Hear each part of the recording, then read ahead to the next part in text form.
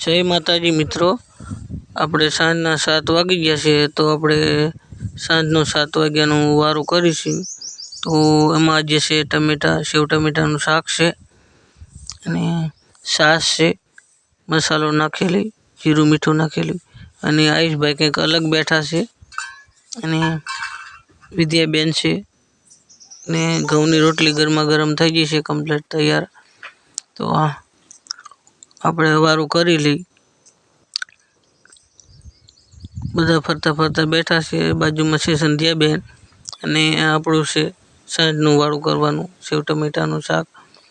તો મિત્રો આપણે વાળું કરી લઈએ। તમે જુઓ બધા ફરતા ફરતા બેઠા છે અને આ છે આપણું ઠંડુ ઠંડુ પાણીનું કેન, જોઈ જુઓ તમે, ફરતો કોથળો વીટેલો છે એટલે ઠંડુ રહે।